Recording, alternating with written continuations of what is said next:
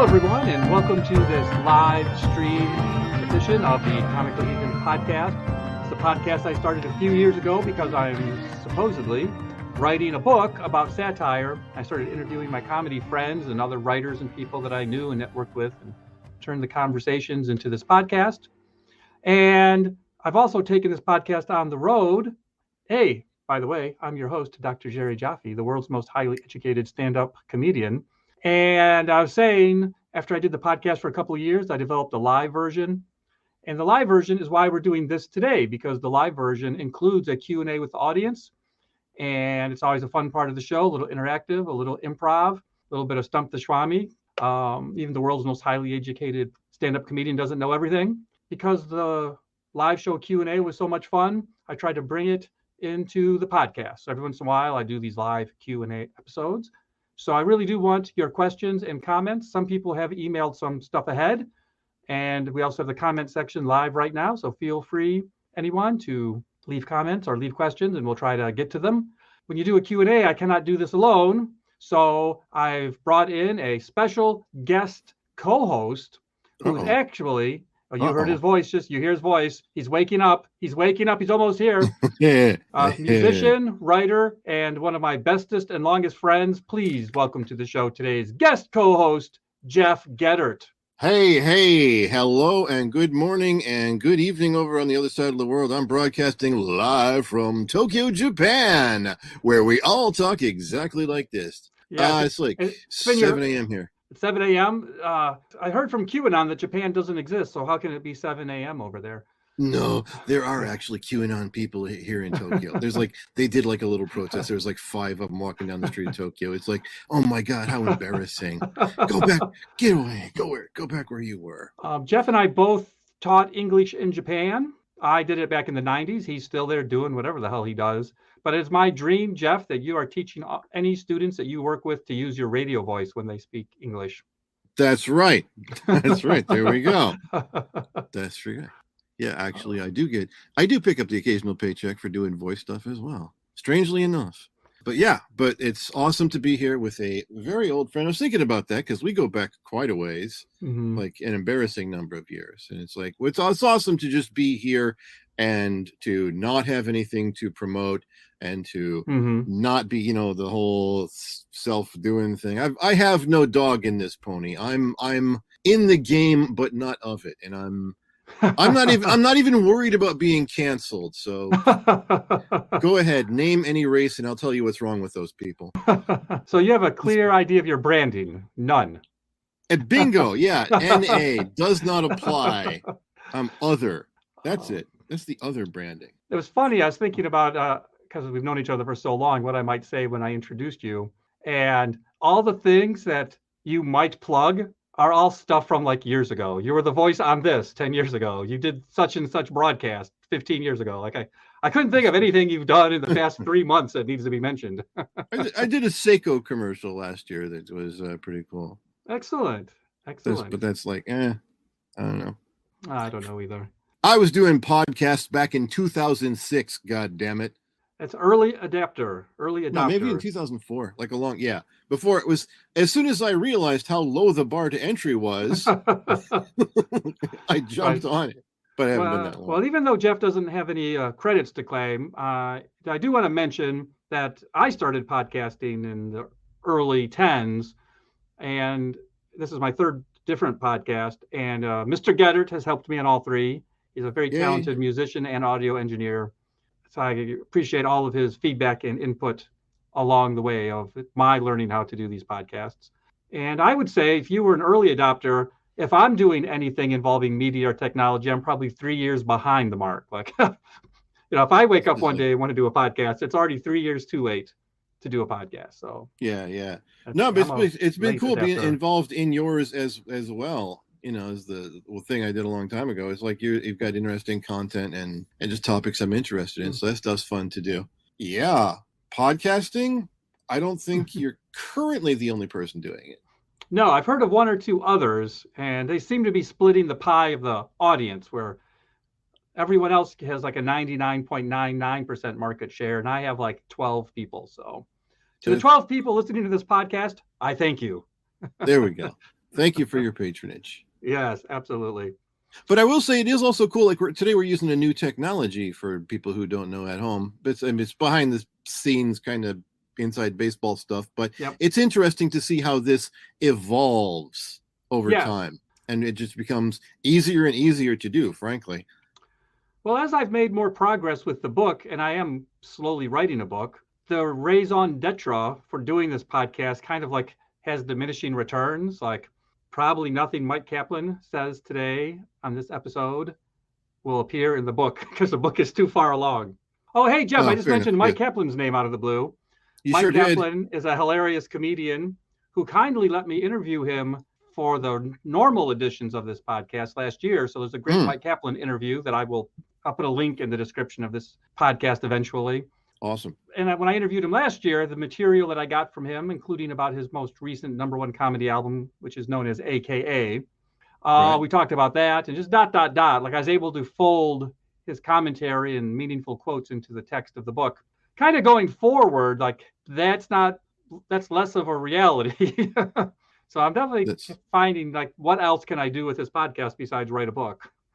Where else can you apply these things? Well, it seems to be, your own live shows and whatnot, and it's like both. It's like stand up and like the hour-long show, the Comical Heathen live show. Yeah, is cross promotional stuff there, and then Mike Kaplan's going to be on here. We're excited to have him, and gets a little cross promotion. It's like I think it all eventually levels out in this one big ocean as people cross promoting their stuff into oblivion.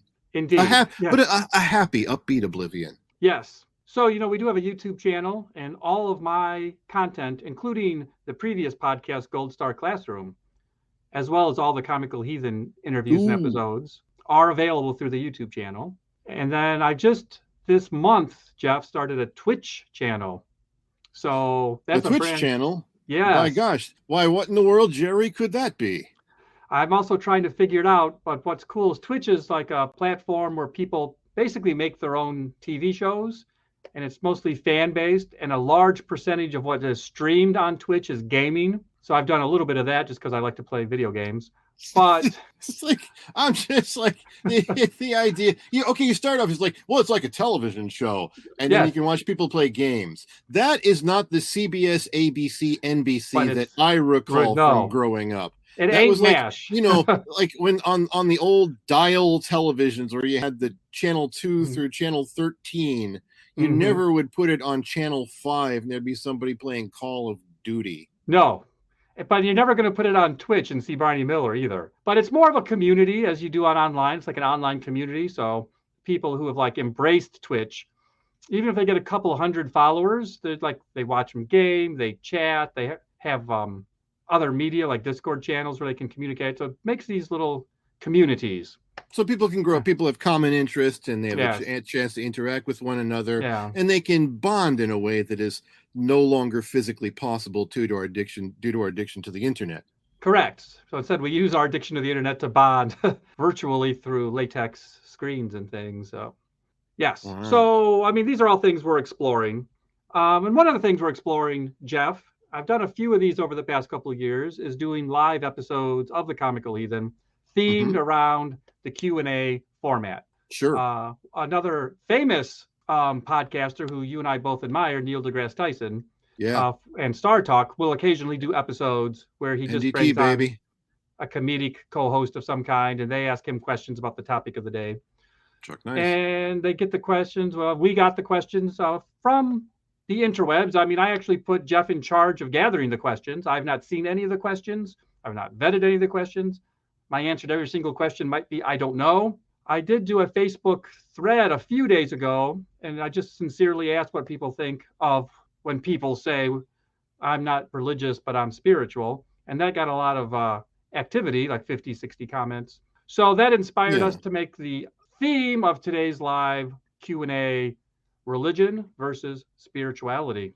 Religion versus spirituality. Now, that's one we've heard many, many times. Yes. And I feel like we have a pretty clear idea what religion is. Right. But the idea of spirituality, I get the impression, is more of the kind of obscure, kind of unknown, less defined thing. Yeah. What's your take on that? Mm-hmm. How would you explain to a 5-year-old child from Mars the difference between religion and spirituality? Well, I will say the first thing I thought of when I started thinking about this topic was that what we need is a celebrity death match. Like the word versus became very interesting. I want to see religion versus spirituality, like Godzilla versus King Kong. Yeah. Yes, some Oh, kind of. Jamil, like just Royce, like that's good. It's a good start because just in number of followers, if you ask people around the world, how are you spiritual or are you religious? How would you describe yourself? Which would have the larger following? So one of my favorite things to tell classes, and you can verify this with a simple internet search if you're interested, is that it's hard to use round numbers, and it sometimes is hard to define the word religion. But anthropologists and sociologists estimate that there's about 10,000 religions on the earth today. Mm-hmm. And there have been, and again, who knows, but estimates made by the same types of specialists put the number around 1 million religions have popped up around the earth during human history. But that's including like the Church of the Subgenius and Well, I mean, probably. goofy stuff. Well, it depends how broadly or narrowly you want to define religion, but that's all. That's what the first question is, right? If you're going to say religion versus spirituality, then the word religion is not like contained in one Bible. Yeah, certainly. Yeah. I mean, if there's a million religions, it sounds like you're defining them pretty broadly, but yeah, it's certainly not the way that it's just like synonymous for Christianity or whatever that it tends to be in the States. Well, like just something, whether it's the ancient Greek or Roman gods or Hinduism, when you have a pantheon, that like multiplies the problems, right? I had a pantheon. I went to the doctor. Oh, that's probably from your Balzac. You're reading too much poetry. Indeed. But so the point is, when you have a pantheon, you could say like there's the Greek gods, but are you worshiping Zeus? And if you worship Zeus, does that mean you do or don't worship the other gods? Do you go to some temples or not?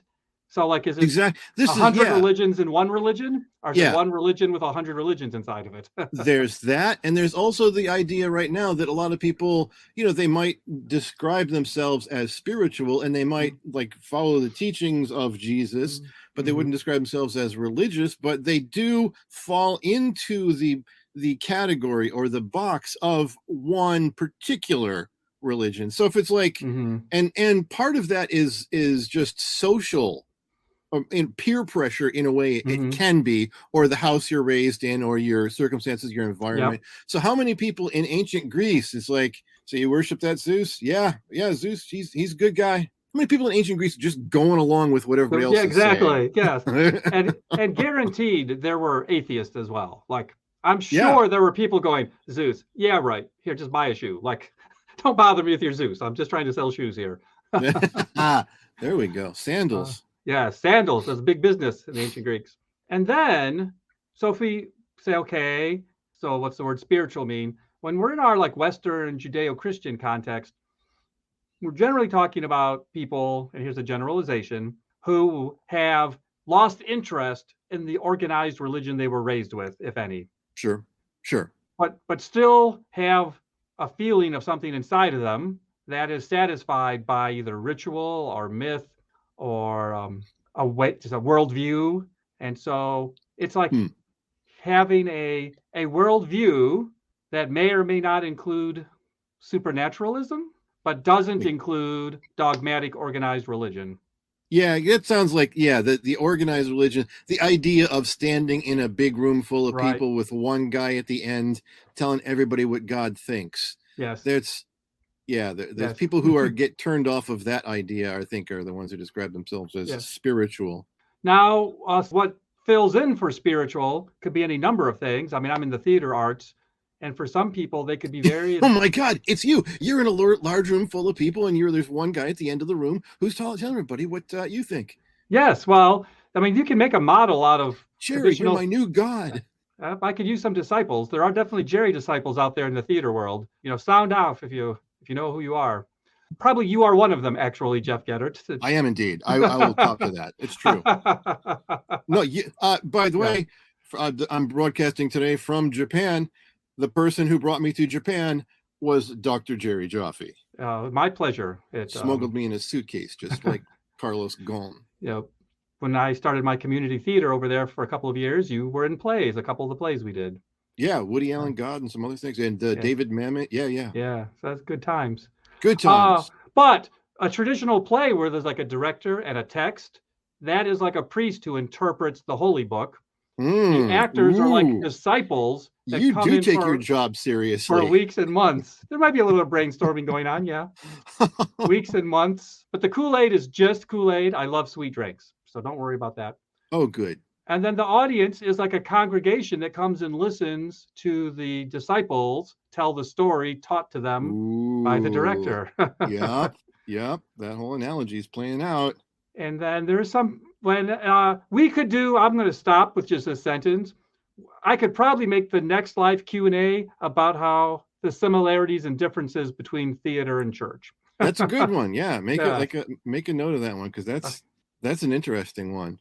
I could keep going, but I won't. The communal thing, the coming together and sitting down and hearing a story together. I mean, it's also, that you could, like, even around the campfire, that kind of thing happens. Oh, sure. That's interesting. So, what else do you got, Mr. Getter? The first things that you wanted to ask, but you also were in charge of culling and collating actual questions or comments for us to react to. That's right. So I have a list of your listeners / readers / viewers comments here. And I can reel off some of these, and perhaps you can respond to them with whatever answer comes to your mind. First up, we have Duke Jupiter from Intercourse, Pennsylvania, writes, Dear Jerry, in the last episode, you asked about, is Jedi a religion? But I wasn't able to listen all the way to the end of the podcast because I was busy blowing up the Death Star. So what'd you guys figure out? Is Jedi a religion or not? So on the left hand, that actually feeds into your comment earlier, Jeff, just about, like, do parody religions count as religions? The creator of the Church of the Flying Spaghetti Monster was sort of accused of, you're not a religion, it's a parody religion. And his retort, which you can find this on his website, is, what's the difference? It's a good one. Yeah. But that was a question that originally came from the live show, actually. Someone asked me that in the live show, and we paid it forward into one of the live stream Q&As. And the one other interesting detail I brought up at the time, and Jeff, I want to hear what you think as well, is just that there was a period where, like when you do a census in America, and nowadays they don't ask typically about religion, or sometimes they'll have like a supplemental census that only like 1% of the people get, but it has more questions on it. Sure. So there was a span in the early 2000s where some census taking exercises in different countries, not America, were asking about what religion people were. And people all over the world started filling in Jedi as a protest vote. I think it was in England, if I recall. It was in England. Australia had some. I feel like New Zealand did as well, but if that's not right, my apologies to the 3 or 4 people who live there. You've insulted the Maori culture. Yes. Sorry, I lived in New Zealand for 6 years, as you know, Jeff. Probably the 12 listeners to this podcast do as well. Just to say, I have many Maori friends and have a great respect for Maori culture. But there is not many of them living down under. So, the country has about 4 to 5 million people, the current population. I think they might have tipped 5 million in recent years. So that's, Ohio has like 8 million. So, do the math. But all sarcasm aside, I think there might have been some people in New Zealand who also filled in census taking exercises with Jedi as a religion. And it became a little bit like our reality shows that have voting. Sometimes these, like, I guess we'll say trolls will decide online to vote for the worst singer or the worst keep them in the show longer. Yeah.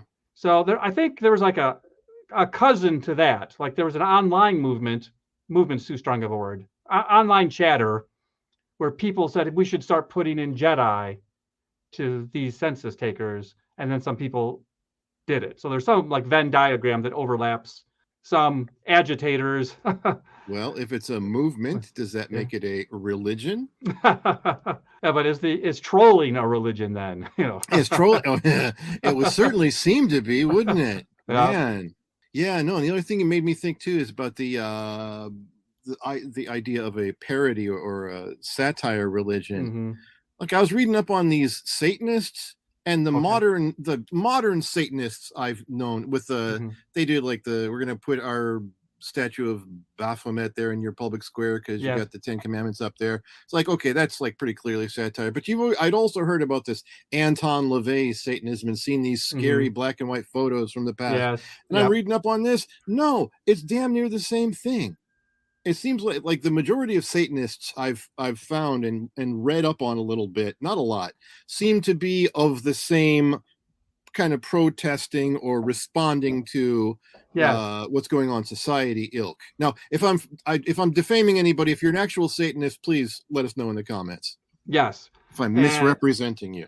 yes, and a good example of that is the Satanic Ten Commandments, which, Oh, if there you we take go. the word satanic out of it, it's just like a protest vote. Like, wouldn't it be better if the Ten Commandments were like this? Yeah. Yeah, exactly. I was going Another to say, question? yeah, one more thing about Jediism is that in the movies, they are like described as a mystic order. And in the first three movies, if you think of them as a mystic order, we don't learn much about them. Yep. It is like a mysterious mystic order. But in the Yep. prequels, one of the mistakes that George Lucas was criticized for was trying to explain Jediism. Yeah, fair enough. Yeah. Fair So enough. it's better as a mystical It's mystery. yeah, it's like it's what you don't know. It's the beginning of Jaws when you can't see the shark. Yes. It's Yep. the Good yeah. comparison. You get a gold star. A for Awesome. Jeff. Awesome. All right. How about another question? Another question. Totally my real name at fake email address writes, Dear Jerry, when I'm walking down the street and I peek inside the shop windows of Catholicism, I see a very solemn interior with a lot of purple and gold colors inside and people acting very respectfully. And when I peek next door in the windows of Protestantism, I see a different vibe and people are enjoying all kinds of different stuff and they're doing different things, but they seem to be enjoying it more. What do I see when I peek inside the windows of atheism? I can't speak for a whole group of people who by nature are not coming together to write dogmatic screeds, but I think you will see a group of people, most of whom have been freed from a mental burden that occupies real estate in your brain and in your moral compass. And that doesn't make atheists good people or bad people, although statistically atheists commit less crimes. And statistically, prisons have a very large percentage of believers imprisoned. Imprisoned? In prison, yes. The vast majority of people imprisoned in the United States are adherents of one religion or church or another. That's interesting. And I can give you a good quick metaphor. Again, we're a couple of minutes away from 6:30, so I want to make sure we get Mike in on time. But I'll give you a quick metaphor. When I lived in New Zealand, there was a socialized medicine, universal healthcare. Sure. And was it perfect? No. Was it pretty good? Yes. But you know what it came with that Americans can't really appreciate? What's that, Jerry? You never had to worry about your insurance. You didn't have to think about it. Yes. There's not the chance that you're going to fall ill and then somebody's going to take away your house as a result of medical bills. Yes. I mean, at the beginning of the year, my wife's insurance just changed. And I won't even go into all the rigmarole. Same wife. Just think about all the mental effort that took. Their company had to shop policies. Then they had to do all the effort to change it. And then all the employees had to be impacted by that. And even if there were good things or bad things about it, some employees, such as my partner, were very negatively impacted. It caused a lot of problems for our family. And then that causes worry. And then that causes how much time are you spending in your day worrying about your health care? And then what does that stress add to future health problems too? Whereas in New Zealand, if someone had a health problem, they could worry about like something's wrong with my kidney. But with that worry was not, how am I going to pay for it? What's my employer going to do? Do I have to apply for workman's comp? Like all of this other mental space. And I'm going through that for a minute because I think that's what you would see if you looked into the window shop of atheism, is you would see a group of people whose minds and consciousnesses are not being occupied I see. by those concerns anymore. Freed up.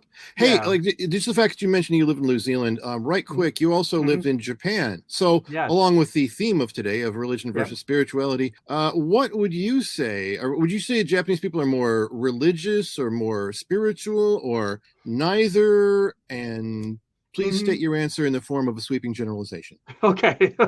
Incoming sweeping generalization. I lived there for 4 years. You've lived, and I visited many times besides that. You've lived there longer. I've done some reading. I speak a small amount of Japanese and less since I've forgotten most of it. And I saw a nice description in a book I read, which stuck with me, which was which was this. So here's my sweeping generalization. There we go. That the majority of Japanese people participate in the ritual and trappings and ceremonies, and even doing so is important. But that does not equate to being a believer or even being an atheist. Almost like a Jewish people who celebrate Purim because it's a family event and they like the food, are Catholic people who go to church for big services like Easter, but aren't committed to the idea of a God or Catholicism or Judaism. Okay. I think a lot of Japanese people are some variation of that they're not committed to, like in Shintoism and the kami, the spirits, that all these spirits absolutely must exist. But the idea of going to the shrine, going through the paces, they like has the wallpaper, but they're not necessarily has meaning for them. Gotcha. And I do think, Jeff, and I'll make this my last comment, and then we'll bring Mike on. Yep. Is just that when we think of religion versus spiritualism, one of the places that Westerners go to fill the need, that being unsatisfied with their dogmatic religious upbringing or households, is Eastern traditions. And that was an irritant of mine when I was in Japan. Someone would go and they'd go to a shrine, and if they had a personal experience that was meaningful to them, please, I support that 100%. But if I'm having drinks with them afterwards and I have to listen to them babble about their misunderstandings of Shinto or Buddhism or what the architecture of a shrine is. So in other words, it was like a very superficial experience that didn't really explore or respect what it might mean for Japanese or people from other East Asian cultures. Sure, it just falls into the oversimplifications of the same camp as like the nail that sticks up gets hammered down is the phrase you always hear. Yes. I thought it was the monkey that sticks up, gets hammered down with a banana, and then falls out of a tree. But I might be mixing two. I heard like the monkey. Together. The monkey misses the branch is one. Oh, even monkeys miss the branch is the. I heard it as even monkeys fall from trees, but you are a much better translator than me, so yours is probably closer. Either way, ass on the ground. Yep. Well, my ass is on the ground right now. Hey, viewers and listeners at home, it is now my pleasure to bring to this show, this live stream, our special guest, comedian who first came to national consciousness probably in 2010 on Last Comic Standing, but has done many amazing things and many television appearances and many gigs, including in 2020 releasing his most recent comedy album, AKA, which went to #1. So please welcome to the show my good friend and one of my favorite comedians, Mike Kaplan. Mike, how are you? Hey, thank you so much. Can you see me and hear me acceptably? I can see you and hear you. I made a special banner just for you. In case we couldn't see you. And now I'm going to show the banner, and it says Mike Kaplan on the phone. There we go. Oh, yeah. So thank you for being a part of my day, which include now riding in a car back from Westchester to Brooklyn, where I live and have another show, and happy to make this car a third show. I thought I would be driving and as such unable to be seen by you. But my friend Liz Glazer, wonderful comedian, dear friend, she was on the show as well and happened to be driving from and to Brooklyn. So I'm here, I am on the road, I am on the phone, and I'm glad that that banner indicating as such, not only is the banner correct, but people can confirm with their own eyes that there definitely is at least like a real good CGI of trees traveling by this window. Excellent green screen. So did I infer from what you said that you're in the car with another comedian right now? That's right. Okay. Liz Glazer is another comedian. She is driving the car, and she is a generous person who has willingly subjected herself to hearing only half of our conversation, but probably more than half, because my guess is that I'm going to say more than you, if not only because that is, especially when I'm a guest on other people's podcasts. When I'm on my own podcast, I do my best to do less than half the talking, but I feel like this is my best job of complimenting you / taking the onus off of myself, or the responsibility to say, like, you're probably such a great host that you'll ask such short, efficient questions that'll just give me free reign to talk as long as I want to, and then Liz won't wonder what the question was. Okay, so thank you, Liz, for driving. 2, tell Liz I want her to be on my podcast later. I'll interview her separately. And then 3, let's get started, Mike. The theme of today's podcast is just the general umbrella, religion versus spirituality.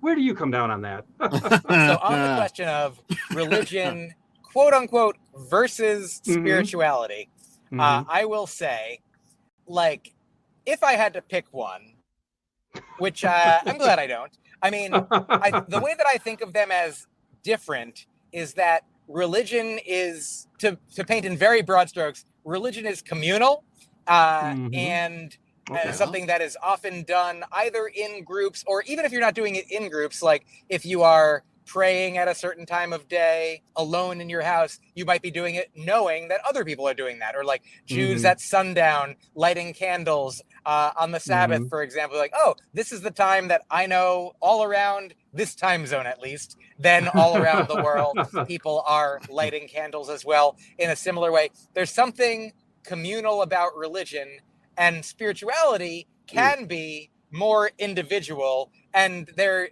can be, of course, like a Venn diagram overlap of religion and spirituality, in that perhaps the things that you find truly, meaningful independently, individually in your own life and experience do align with some practices that would be called religious as well. And perhaps I feel like so I've been learning a lot about Buddhism recently, specifically Tibetan debate is something that I'm learning with my friend Gus, who is a Buddhist. And one of the ways that Tibetan debate operates is you have debates about comparing two different things. You say, how does this thing compare with that thing? And sometimes the two things are mutually inclusive. Like if you said, how do cats compare with felines? You would say, they, I think, are mutually inclusive, because can you think of anything that's a cat that's not a feline, or anything that's a feline but it's not a cat? Then they could be mutually inclusive. They could be like one contains the other as a subset, like a Venn diagram where one is subsumed. Like if you said cat, how do they compare cats and mammals? Okay, well, between them, there are this many possibilities. There are things that are mammals but not cats. There are things that are cats and mammals, but there's things that are neither cats nor mammals. So they call that 3 possibilities. It's either there's something that's both, something that's one but not the other, and something that's neither. Then so that's 3 possibilities. Now there's things that are 4 possibilities. So something that's 4 possibilities includes like, how do they compare, let's say, a wife and a mother? Like you could name a person who is a wife and a mother, both. You can name somebody who's a wife but not a mother. You can name somebody that's a mother but not a wife. And you could name somebody or something that is neither a mother nor a wife. For example, a rock.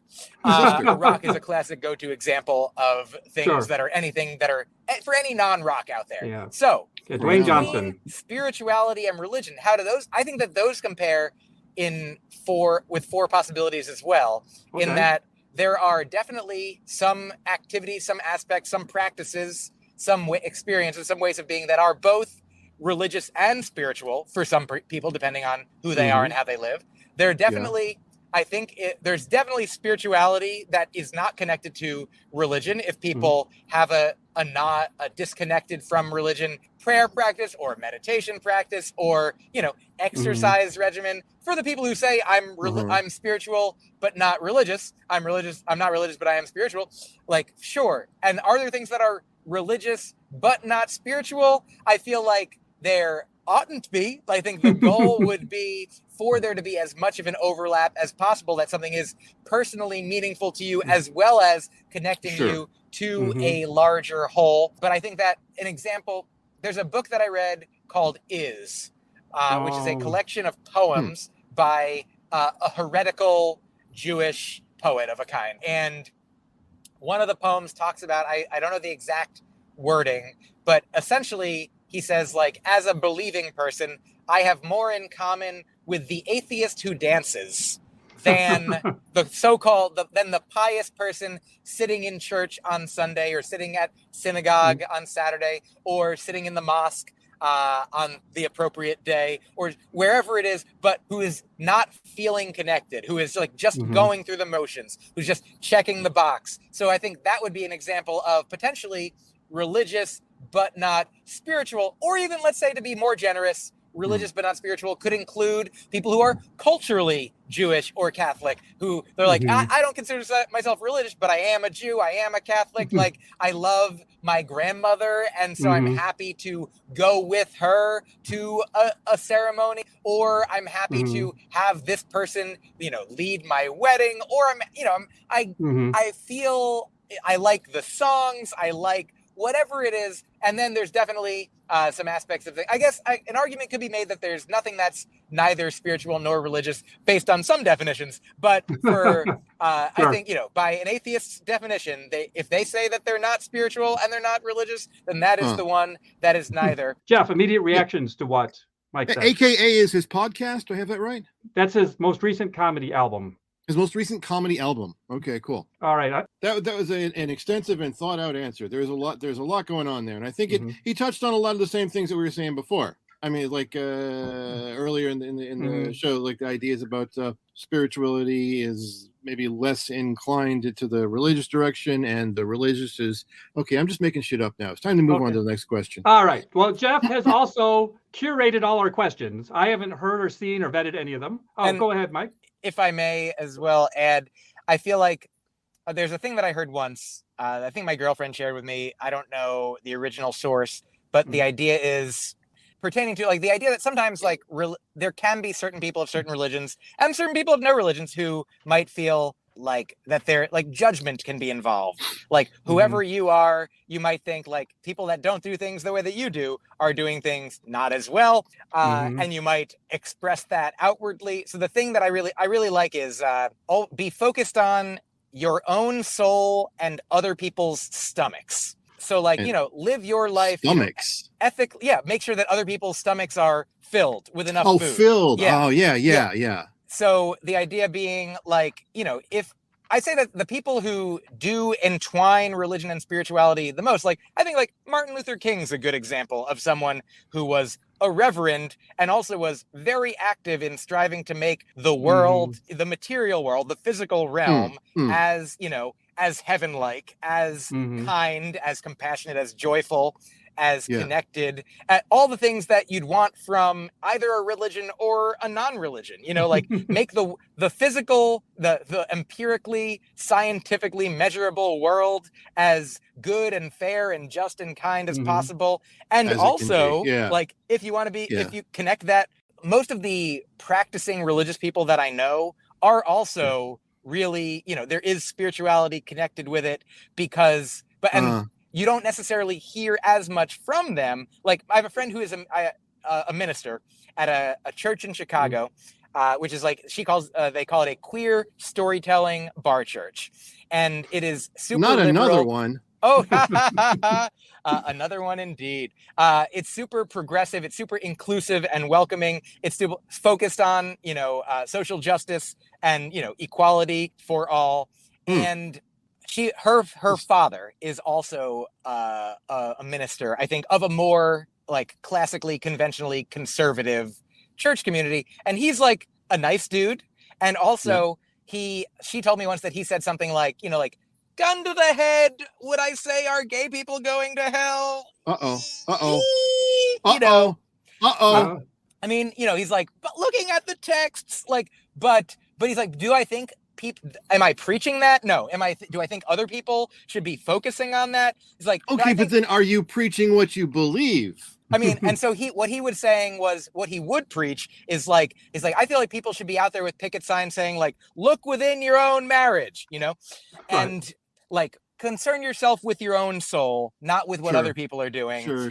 And You and fix try your own to shit help first. other people have what they want and what they need. So Yeah. there are people out there practicing in ways that I think are not overlapping religion and spirituality as much as one might want. But there are also people doing it a ton, and you're not hearing about it as much because they're not the loudest for good reason. So then what about a person? I mean, those are generally like if it's the minister, so it's a default religious position, and that almost implies a spirituality. There are people who would say they're not religious, but they are spiritual. I don't know how many people you would find who would say they're not spiritual, but they are religious. So the religion is kind of covered, that base is covered in a way. But on the other side, if somebody does mushrooms and says that makes them spiritual, does that count? I feel like the way you're asking the question, does it count? Or just I mean, I understand you could rephrase it, but to address it as such, but feel free to rephrase. Yeah. Is the act of taking mushrooms a spiritual practice in your view? I would say that as a person who has had many experiences with psychedelic mushrooms, I would say that many of them, if not all, I won't say, I can't remember them all exactly right now. There have been they've been so numerous. I would say that most of them, to answer the question, were they spiritual experiences or were they not spiritual experiences? I would say, yes, they were. And so I say that if anyone says that they've had a spiritual experience on mushrooms, I would believe them.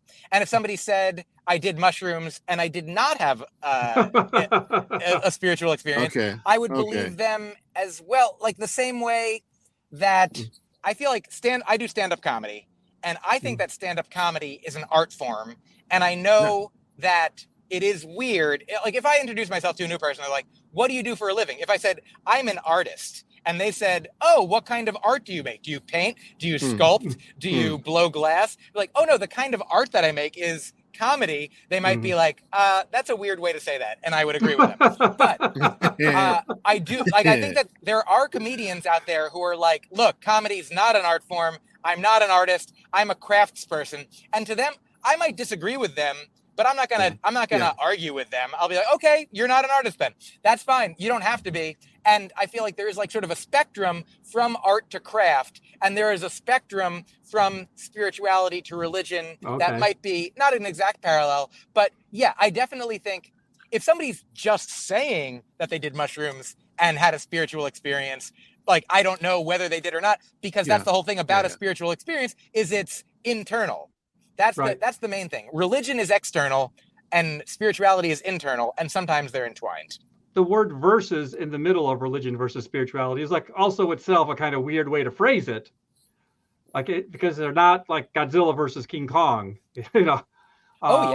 But that is the way some people will say it. I mean, they'll say, I'm not a religious person, but I am spiritual. So people who say that are saying something. I think that what they are saying, or the implication that I take, just to speculate, is that, I mean, the baggage that comes along for a lot of people with religion, like some people have been raised in oppressive religious environments, familially, culturally, you know. So for some people, like the word church or God or religion has very different connotations than it does for somebody who is raised differently. And I think that makes a lot of sense. So when people, you know, I'd say like the classic example of a person who was raised like, I'm not religious, but I am spiritual. Like perhaps they were raised in a religion that didn't resonate with them, with, you know, people who were yelling at them. Like, you know, like sort of, I always think about this analogy, like when I was a child, sometimes we'd be whispering in class or in a meeting or something, you know, like of the school or whatever. And our teachers would be like, shh, and they'd shush us so loudly, like louder than we were. And I feel like that's what so much of like discourse about, you know, sometimes religion, sometimes politics is like the cure is sometimes, you know, more poisonous than the symptom that's trying to be treated. If you're like, hey, stop it, stop being so, like somebody yelling to not be loud. Be like, be quiet. And so I think that people perceive religion and there's a lot of good reason that like religion has been the source of many wars and oppressions and inequalities, slaveries and such, justifying. And so there have been, when people are like, yeah, religion, not for me, but there is something like, I get that there's, some spark of humanity, of art, of communion, of beauty, of love, of life, that they're like, I get why religion is that for some people, but for me, a nun hurt me, or like like I was abused in the spirit by somebody saying that they were doing it because God wanted them to. And I'm like, that's not my jam, but I like meditating. That's my jam. There we go. There we go. We're kind of in the window of our last 10 minutes. Sure. So I would like to attempt to do what are sometimes on other podcasts or shows is called a speed round. So Jeff, pick your 2 or 3 just favorite questions you really wanted to ask. And me and Mike will both try to give short, like 1 or 2 sentence answers. And we'll speed through. Okay, thank you, Mike. And Jeff, the responsibility. If evolution is true. If evolution is true and we're evolving to become smarter, then why are there still dumbasses? Like a lot of dumbasses. Oh, I think it's that you don't understand how evolution works. Right. Yes. Okay. Evolution is a process of good enough. You just have to live long enough to make babies. We don't all have to be Einsteins. It could be that evolution is gearing people to having babies younger and younger. So all you have to be is perhaps more, attractive, more like pheromone inducing, like, juicier and juicier pheromones is what evolution is selecting for, not necessarily intelligence. Right. There we go. Thanks. All right. Next one.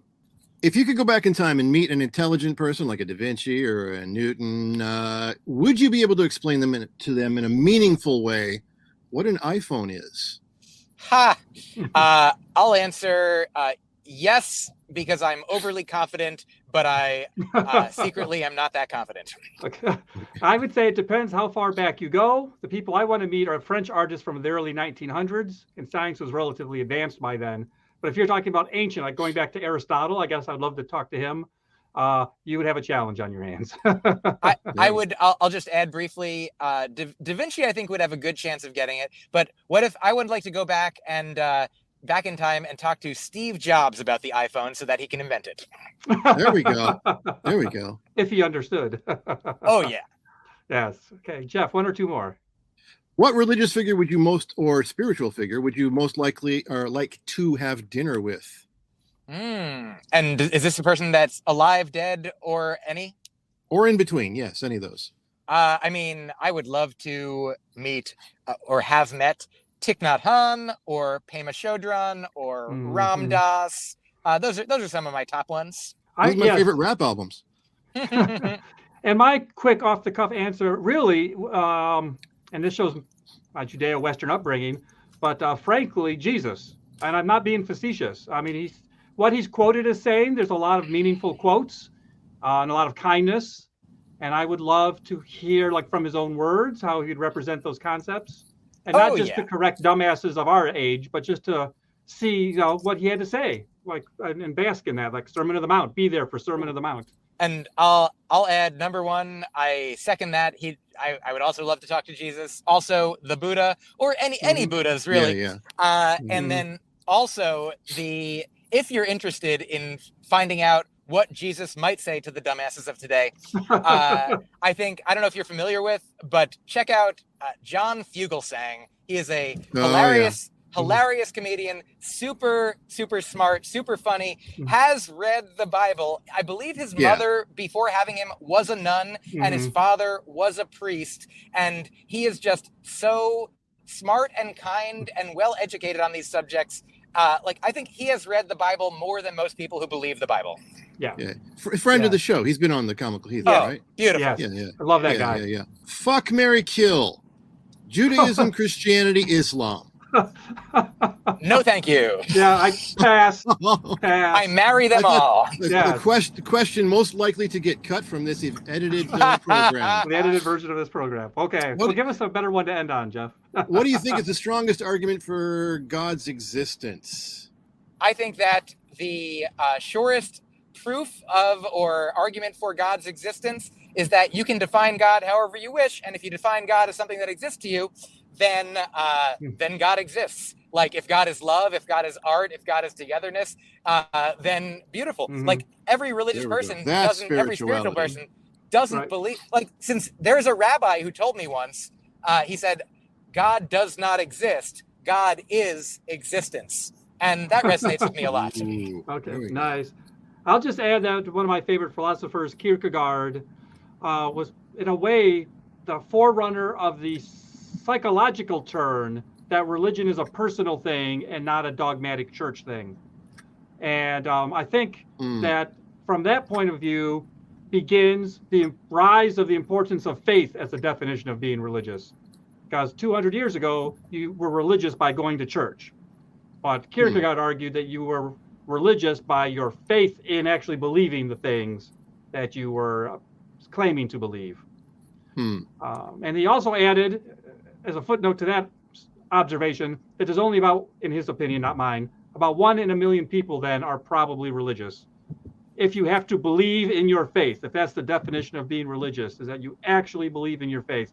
He doubted that more than 1 in a million people could match that test. Hey, so before we wrap up, it's very important for me to thank some people. First and foremost, thank you, Mike Kaplan, for joining us on this goofy Q&A. Thank you, Mike. Thank you for having me. It's been a pleasure. Any fun things you want to plug coming up in the next 2 or 3 months? Oh, sure. If people follow me at Mike Kaplan, spelled the weird way I spell it, MyKaplan, on any social media, or go to my website, or I have a newsletter that comes out each week full of a few jokes, and then other places you can see me. That's at mikekaplan.substack.com. And you mentioned my album, AKA. All my albums are most of the places that you could want to listen to albums. And so, yeah, I hope there will be a number of things coming up. But yeah, the best way to find out what they are and where I'll be is to follow me and subscribe, and I'll let you know. Right, and I'll make sure there's a link to your website in the description of this podcast. Thank you. My guest co-host, Jeff Geddert, who also produced and remixed our theme music. Thank you, Jeff Geddert, for joining us today and for such excellent music. Thank you for having me. Glad you like it. Excellent. And then thank you. A few people listen to the live stream, but we'll also release this as an episode of the podcast in a week or two. So thank you to anybody who listened to the episode and made it all the way to the end. Be sure to share with your friends and spread the word. And finally, I always like to just end on this thought. It may be your dogma, but it's my karma. And I'm all about spreading the love. Thank you, everybody.